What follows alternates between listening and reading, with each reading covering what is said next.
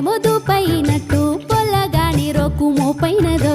యాది చేసుకుంటూ యాపాకు తిన్నా అవ్వతోడు దండి తీపున్నదో లేక లేక వాడు సుట్టమై వస్తే ముచ్చటాడ మనసు కొట్టుకుందో